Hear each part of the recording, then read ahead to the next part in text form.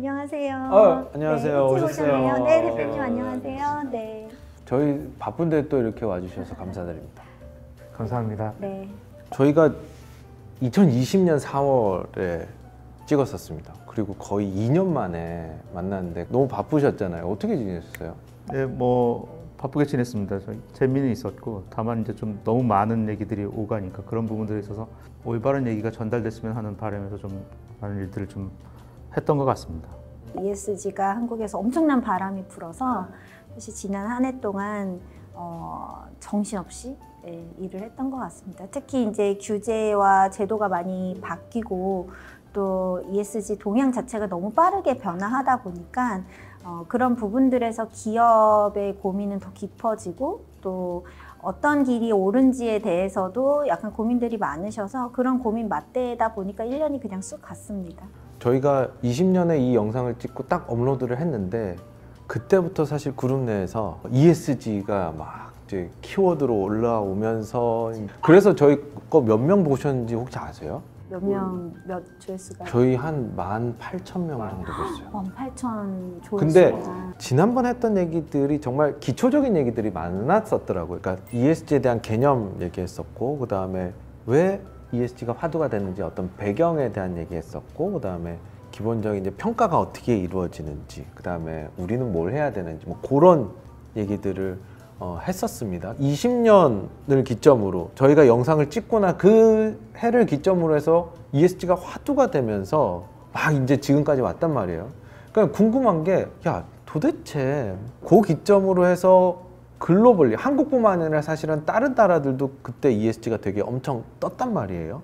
그러니까 그러한 배경도 사실 좀 궁금했어요. 코로나로 인해서 ESG의 역할이 저는 바뀌었다고 지금 보고 있습니다.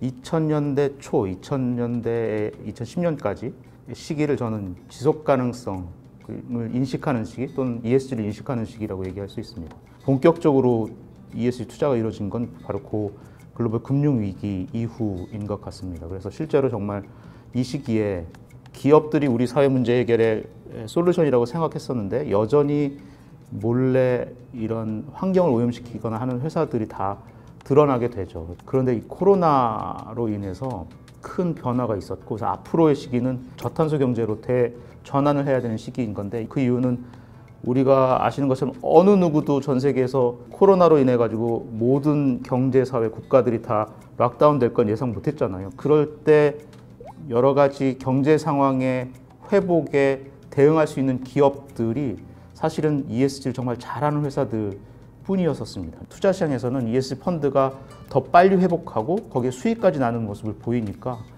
ESG를 잘하는 회사에 투자하는 ESG 투자가 정말 예기치 못한 그 리스크잖아요. 그 리스크에 정말 잘 대응하는구나. 그 2020년이 끝나고 2021년대에서는 모든 국가의 지도자들, 그러니까 전 세계의 그런 리더들이 앞으로 다가올 코로나와 같은 또 다른 위기가 무엇인지를 고민을 했었는데 그때 인식하게 된 게 기후 위기구나라고 하는 거였습니다. 결국엔 이거야말로 정말 전 세계가 같이 동참해야 된다라고 하면서 모든 국가들의 정상들에게 온실가스 감축 목표, 국가 감축 목표의 상향 조정을 요구했고 그런 것들이 모두 다 공감하게 된 것이죠. 그 과정에서 ESG는 이러한 저탄소 경제로 전환을 할 수 있도록 도와주는 레버리지로 그 어떤 수단입니다. 사실은 그 기후 리스크를 포함한 환경 관련한 리스크들은 모든 기업들이 대응해야 되는 것이고 이 목표들을 갖고 달성하는 노력들을 할 때 많은 변화가 이루어질 수 있고 정말 우리 사회가 지속 가능한 사회로 갈 수 있다라고 하는 것들이 이루어지면서 이제는 2020년대는 정말 ESG 실천의 시기, 저탄소 경제로 대전하는 과정에서 ESG는 실천해야 되는 단계로 들어갔다고 생각합니다. 경영이 저성장 시대에 어떻게 경영을 혁신적으로 지속 가능할까라는 관점에서 굉장히 큰 예상치 못한 리스크를 맞닥뜨렸고 그 안에서 어떻게 보면은 가설적으로 경영은 이렇게 전략화돼야 된다라는 여러 가지들을 아예 증명을 하면서 기업가 또는 돈과 정부가 이제는 정말로 실천 그리고 움직이는 시점을 다가온 게 한 2020년, 2021년인 것 같거든요. 작년에 5월에 이제 IFC 국제금융기구에서 이제 컨퍼런스를 열었을 때 PRI의 이제 대표를 이제 온라인으로 초청해서 이제 얘기를 하는데 마찬가지로 이제 책임 투자가 굉장히 늘었는데 이유가 뭔지 물어봤을 때 세 가지를 얘기했습니다. 시장 니즈가 커졌다. 두 번째, 세 번째가 중요한데 레귤레이션과 세 번째가 머티리얼리티입니다. 이러한 ESG를 고려한 투자, ESG를 보고 투자하는 것, 환경에서는 당연히 기후에서 굉장히 가장 큰 이슈인 것이고, 그래서 이 코로나를 거치는 이런 큰 리스크, 위기를 극복하는 과정에서 중요한 게 소셜에서는 이 노사관계, 노동 관행, 그리고 이제 공급망, 지속가능한 공급망을 얼마나 잘 갖추고 있느냐, 그 관련한 인권 부분, 이런 것들이 이제 중요한 이슈가 된 것 같습니다.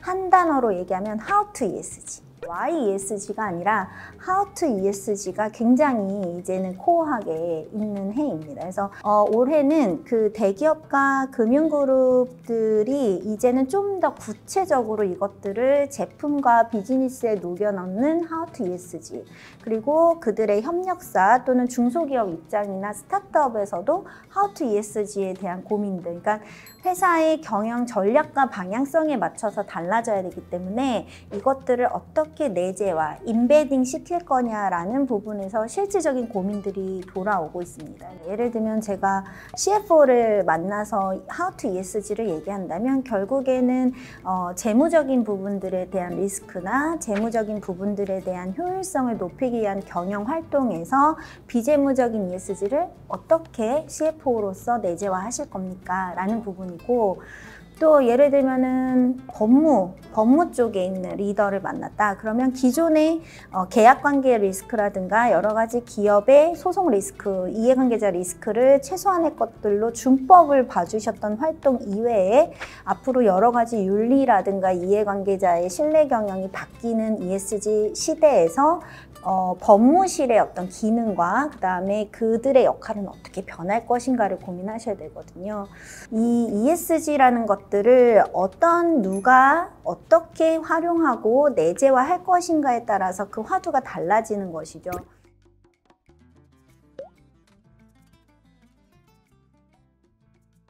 법제화, 규제 얘기를 조금 해보려고 했어요. 그때는 이제 뭐 EU의 뭐 그런 법안들 막 그렇게 몇 개 우리가 정말로 손에 꼽을 정도로 법안을 얘기했었는데 그 사이에 법안이라든지 이런 레귤레이션 엄청 늘었어요. 규제를 해서 도대체 뭘 하고 싶은 거지? 라는 게 사실 궁금할 것 같아요. 가장 쉽게 이해할 수 있는 방법은 유럽의 이 ESG 규제 패키지 또는 제가 지속가능 금융 규제 패키지라고 표현하는데 이걸 왜 만들었는지를 보면 알 수 있는데 가장 핵심은 방향 또는 목표가 너무 극명합니다. UN SDG와 파리 목표 달성을 위해서입니다. 앞으로 2030년까지 그 목표를 달성하고 즉 모든 국가의 경제사회가 저탄소 경제사회로 바뀌지 않으면 코로나 같은 위기를 다 겪을 수 있기 때문에 이건 더 많은 유럽과 같은 방식의 규제는 더 많이 나올 수밖에 없고 그 얘기는 정말 모든 국가가 이제 심각하게 받아들였다라고 생각하시면 됩니다. 기업 입장에서 굉장히 부담스러운 일이긴 하지만 기업이 같이 움직여주지 않으면 이건 달성은 불가능합니다. 지금 유럽에 나온 규제는 산업에 대한 규제가 아닙니다. 즉 앞으로 산업한테 직접 규제하진 않겠어. 대신에 우리가 돈줄을 쪼일 거야 라고 하는 거죠. 금융에 대한 규제입니다. 그래서 텍사노미에 따라서 정해놓은 지속가능한 비즈니스라고 하는 거에만 돈이 들어가게 할 거야. 월드뱅크를 비롯해서 그 국제금융기구가 이와 같은 방식을 적극적으로 지원하고 모든 국가들은 지속가능 금융 시스템을 만들고 지속가능 금융 전략을 수립하고 세 번째로는 텍소노미라고 하는 걸 만들고 거기에 따라서 돈이 흘러가도록 모든 규제를 하라라는 얘기들을 계속 얘기하고 있죠.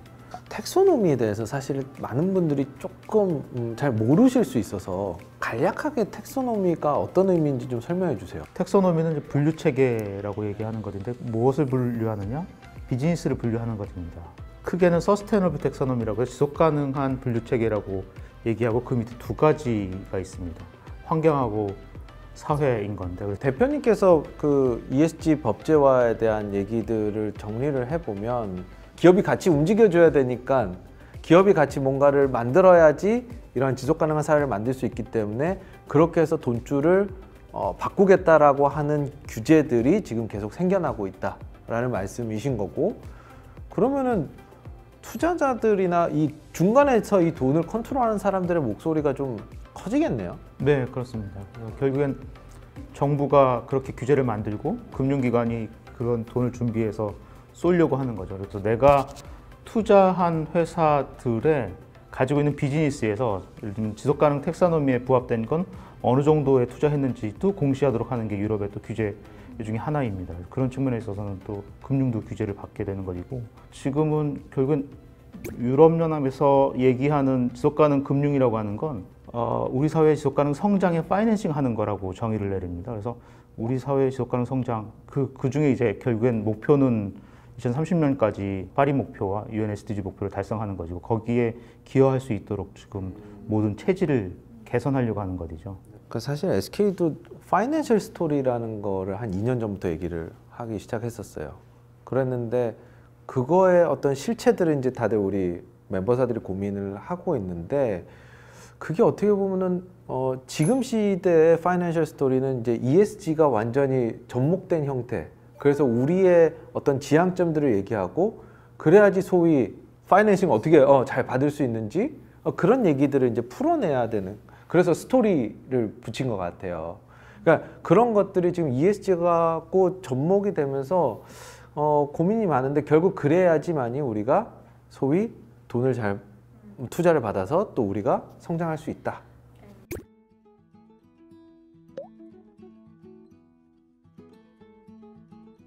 근데 기업 입장에서도 조금 그 생각을 바꿀 필요가 있습니다. 앞에서도 제가 ESG의 역할이 바뀌었다는 말씀을 드렸는데, 이제 저탄소 경제를 전환하는 데 있어서 이거 촉진하기 위한 수단으로 사용되는 측면이 있고, 반면에 앞으로 우리가 가야 할 2030년의 모습, 미래의 모습이 정해져 있고 그런 모습으로 빨리 바꿔야 되는데, 그 얘기는 우리가 지금 기업이 이 비즈니스를 하고 있지만 이 비즈니스가 2030년의 경제사회에서는 바람직하지 않는 비즈니스가 될 수 있거든요.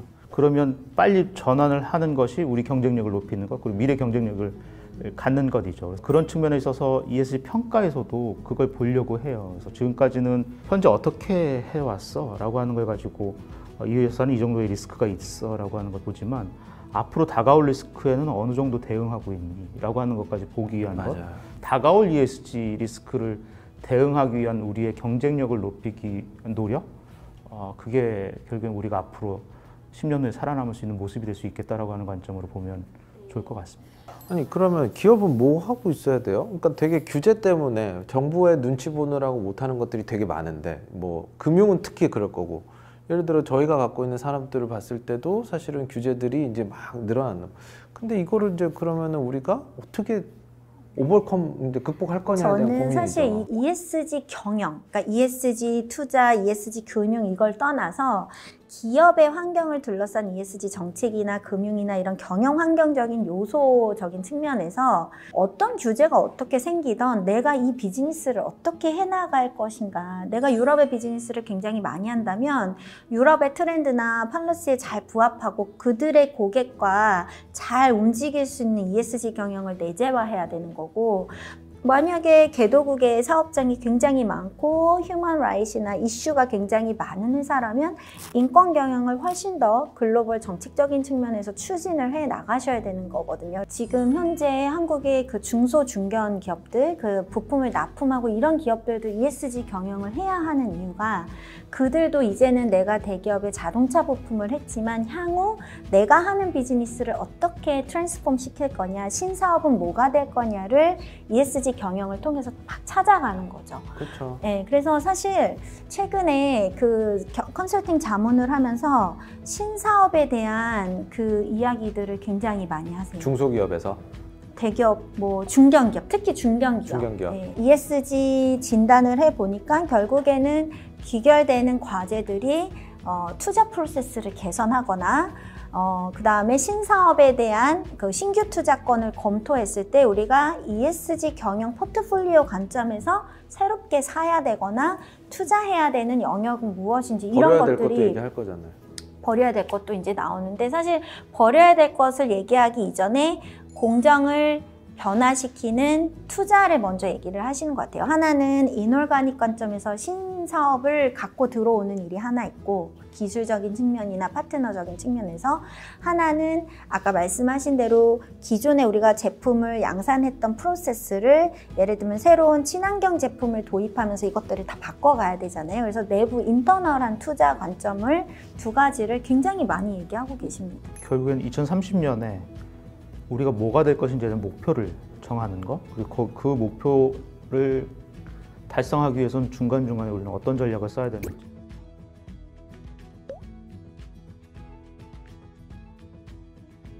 저희 두 번째 편에 보면은 이제 실무자들 얘기들을 많이 풀었었어요. 그리고 그때 사실은 했던 얘기 중에 각종 이제 ESG에 관련된 키워드들, 뭐 이니셔티브들, 뭐 기관들이 너무 많아가지고 그걸 한번 정리를 했었죠. 기억나세요?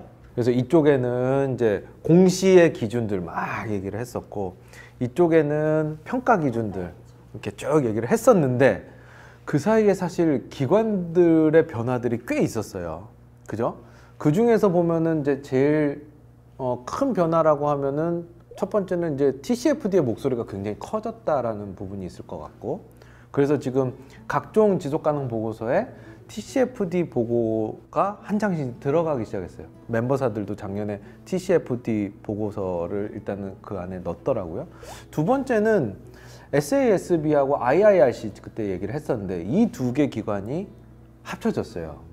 이 두 개가 합쳐지면서 밸류 리포팅 파운데이션이라는 게 이제 새로 생겼고, 그 다음에 이제 또 하나가 작년 11월에 결국 이제 COP 26 글래스고에서 ISSB라는 이 기관이 생겨났고, 그게 이제 IFRS라는 큰 그 재무회계위원회인가요? 그 밑에 이제 비재무를 관리 감독하는 그런 이제 보드가 생겼고, 여러 기관들이 있는데 역학적인 게 얽혀 있습니다. 그래서 너무 이걸 첨예하게 보실 필요는 없다고 저는 생각이 들어요. 일단 첫 번째로 공시를 표준화하는 거는 중요하다. 그래서 그 부분에 있어서는 기업의 부담을 줄이는 거니까, 이 부분에 있어서는 어느 기관이나 다 동의합니다. 이제 그걸 누가 할 거냐, 어떤 방법으로 통합할 거냐에 대한 것들이 지금 한창 논의되고 있는 것이고, 그래서 조금 더 지켜보는 게 좋을 것 같습니다. 그 IFRS는 회계사들의 네, 집단이잖아요. 그러니까 어떻게 보면은 재무적인 거를 보고를 하는데, 그럼 기업의 가치를 볼 때 비재무적인 것도 봐야 되니까 그 회계라는 관점에서 이거를 포용해야 된다. 근데 또 잘 아시는 것처럼 유럽 베이스의 이제 GRI 같은 경우에는 지난 쭉 그 뭔가 그쵸. 비재무 공시에 대해서 좀 이니셔티브를 나름 쭉 노하우들이 있는 만들어 데니까. 왔죠. 그런데 또 미국의 약간 또 그런 사스부라든가 사스비, 또는 TCFD를 밀고 있는 부분들에서의 또 약간 역학관계가 있는 거고, 또 IIRC는 사실은 반짝 올라왔다가 다들 그때 우리나라가 통합보고서 낸다고 유행했다가 물리적으로 통합만 해서 엄청 두꺼운 통합보고서를 내시고 또 사라졌죠. 그래서 사실 누구나 다 지금 반장이 되고 싶어 하는데 다들 눈치를 보고 있는 거예요. 내가 여기서 좀 약간 반장해도 될까? 근데 다들 보면은 다들 한 가닥씩 고민을 해왔던 그런 기관들이고, 근데 저는 여기서 중요한 거는 뭐 누가 반장이 되던, 그 다음에 누가 북을 치던 누가 깽가리를 치던, 나는 그 하모니를 듣고 내 비즈니스를 잘하는 ESG 경영 관점에서 좀 고민을 하셨으면 한다라는 생각을 좀 하고 있습니다, 사실.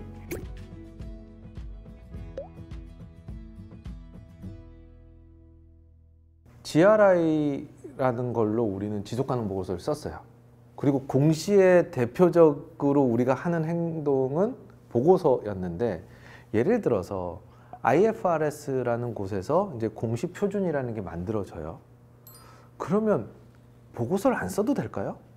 아니면 보고서를 쓸 때 이거를 어떻게 탑재를 해야 되나요? 이게 어떻게 준비를 해야 될까요? 지금 계속 얘기를 드리는 게 이제 뭐 팔러시북이나 아니면 그린 리포트나 그 주요한 이슈별로 이제 떼서 내는 형태가 많을 텐데, 사실 한 팀이 하나를 취합해서 보고서를 낸다라기보다는 이제는 약간 저희 ERP 시스템처럼 그 주요한 그 원천 데이터를 만들고 그 스토리를 말아 올려주는 그 부서에서 직접 그 경영 활동들을 계속 기록하고 업데이트를 하면 이게 자동적으로 한 곳에 그 데이터들이 쭉 모이고 기존에 있는 경영 활동들을 모니터링해서 그것들을 리포팅하는 정도의 일이지 않을까. 이게 최근에 보고서를 준비하면서 데이터 아키텍처를 준비하는 회사들이 있습니다. 어디가요? 무슨 얘기냐면 어딘지 얘기해 드려야 되니까. 그 아키텍처가 뭐냐면 예를 들면 환경 오염 물질에 대한 데이터가 되게 많은데 이거는 GRI의 공식 가이드라인에서도 중요하지만 이 인더스트리 사스부 기준에서도 중요하고 TCFD에 대한 것들을 보고할 때도 이 인디케이터 되게 중요한 거예요. 그러면 회사 입장에서는 내가 한 200개 정도의 인디케이터를 보는데 이 인디케이터는 어떤 공식 가이드라인이나 어떤 엔터티에서 몇 번째 항목으로 요구하고 있는지를 알고 있는 거죠. 그러니까 이거는 GRI 기준에 맞춰서 공시를 위한 인디케이터인 건지 아니면 GRI뿐만 아니라 투자기관들이 평가해서 레이팅을 주고 있는 예를 뭐 MSCI나 뭐 그런 여러 가지 평가기관들이 보는 관점에서도 이게 중요한 건지. 그러니까 두 분의 얘기가 비슷한 것 같아요. 공시라는 것을 위한 우리가 데이터 세팅이 돼야지 이제 어느 기관의 어느 공시 기준이 되더라도 이제 우리가 갖고 있는 그 데이터를 가지고 적용할 수 있는 세팅이 될 수 있고 그런 측면에서 이제 굉장히 많은 어떻게 보면 좀 앞에 많은 작업들이 있어야 되겠지만 다양한 지표들을 정리해 놓고 거기에 맞는 뭔가 좀 프레임을 잡아 놓으면 언제 어디서 요구하는 데이터들을 쉽게 공시할 수 있는 게 된다.